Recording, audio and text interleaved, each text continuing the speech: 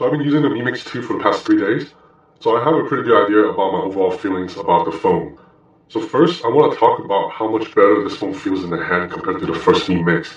Though I like the first phone a lot, it was ultimately a bit too boxy and heavy for me to use as my daily driver. The Mi Mix 2 weighs 185 grams, that's 20 grams lighter than the Mi Mix 1. It's also curvier all around and fits in the palm better. Now the Mi Mix 2 is still a bit heavier than the Galaxy S8 Plus or the LG V30, but that's because the Mi Mix 2 is crafted out of ceramic. It's a very nice, dense feel in the hand. So looking at the front of the display, you have a 6-inch 2160 by 1080 LCD panel with rounded corners. That's a PPI of 403 if you're wondering. The bottom bezel is slightly slimmer than the first Mi Mix, but not by that much. Yes, the selfie camera is still on the bottom. Xiaomi's people tell me they're sticking to the guns and leaving it there instead of having a cutout at the top of the screen, like the iPhone 8 or the Essential phone. Xiaomi's people actually didn't name drop these other phones, but they definitely implied that they thought a cutout on the top of the screen was stupid. So the top bezel is actually slightly larger. That's because Xiaomi has implemented an earpiece into the Mi Mix 2. Instead of doing that thing in the Mi Mix 1 where it had to vibrate sound through the frame, phone calls definitely sound better on the Mi Mix 2 than on the 1. On the right side of the device, you have a power button and a volume rocker. On the left side, there's a SIM card slot. The bottom has a speaker grill, USB-C port, and no headphone jack. On the back is a fingerprint reader and a 12-megapixel camera with a Sony IMX386 lens. There's an 18-karat gold trim around the camera. And this year, for the Mi Mix 2, this gold trim is on every version, because on the Mi Mix 1, it was only on the special premium edition. The camera sticks out a little bit, though. Very slightly. Let's talk some specs. So you have a Snapdragon 835 with 6 gigs of RAM on the standard version and 8 gigs of RAM on the special edition. There's a 3400 mAh battery. So software-wise, the Mi Mix 2 runs Android 7.1.1 with MIUI 9 Global on top. So the global version of MIUI will have all the Google apps built in, not like the China one where you have to install your own Google apps. So MIUI 9 brings some new tricks that the older MIUI cannot do. For example, you can finally quick jump between apps by double tapping on the overview button, and you can also do split screen mode. This is Xiaomi's only implementation of the split screen, so it's slightly different from the Android version in terms of how you activate it. Xiaomi's tech actually allows Instagram to go into split screen. You can't do that on Android's official version. There are MIUI specific features like Quick Ball, which lets you put a floating button on your screen that allows access to home, back, overview, and screenshot. It just makes the phone a bit easier to use with one hand. Overall, I'm okay with MIUI. I don't hate it, but ultimately I prefer stock. I don't like that I don't get an app tray, and the most annoying thing of all, in MIUI you can't expand on notifications. So right here, I see that I have a new email, right? But I can't expand to see who that email is from or what it's about. This is a big hassle for someone like me who relies on email for work a lot, because every day I get like 50 emails, and then I'm able to, on other phones, I'm able to look at the lock screen and just swipe them away if it's from someone that I don't care about. But the star of the show, however, is obviously the screen. And this 6-inch looks great. I mean, it's not an AMOLED panel, so the blacks aren't as deep, but the colors still look very punchy to me, and overall the image is very crisp. I mean, maybe my opinion is influenced by this video that I'm watching right here right now, but you'll notice that this video actually doesn't fill up the entire screen. That's because this is an 18:9 aspect ratio, while most content on the web is still 16:9. Now, I wish Xiaomi gave me the option to crop this video to force it to fill up the whole screen, the way Samsung does with the Galaxy S8. I mean, I know that the way it is on the Samsung right now, the video is actually chopped at the top and the bottom, but I prefer this than all these black bars on the top, bottom, left, and right.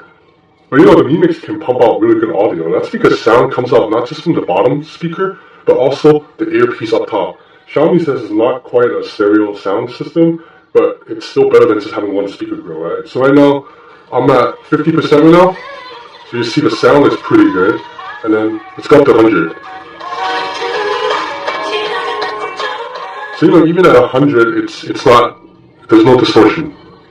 So it's just a beautiful panel to watch videos on.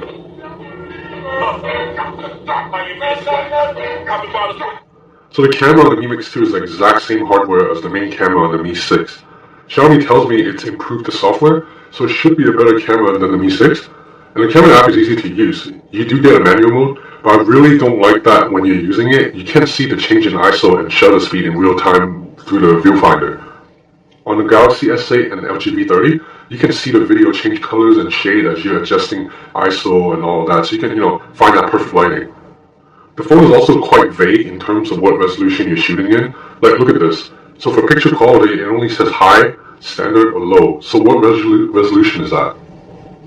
As mentioned earlier, the selfie camera is on the bottom, so you have to flip the phone upside down to take a selfie, but the quality is pretty solid. The camera app also has a lot of fun filters that let you take creative shots like this. So let's look at some photo samples now. In general, the Mi Mix 2 can shoot great photos during the day. Colors are vibrant and well balanced. The camera shutter is fast, and focus times, while not as fast as the Galaxy S8, isn't bad at all. So let's take a look at this picture of the flower. This macro shot turned out really well in my opinion. And now this Chinese banner, you can zoom in all the way and see all the details. I can read the Chinese text clearly.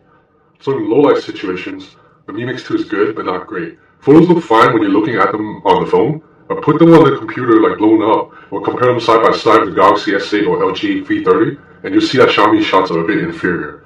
So look at these two shots right here. The Galaxy S8 produced a more clear image with more details. So moving on to video samples, the Mi Mix 2 has 4-axis OIS, and while it works well during the day, it doesn't seem to work at night. Videos shot in the day are steady and clean, but at night you see a bit of jerkiness as I'm walking. Check out the samples.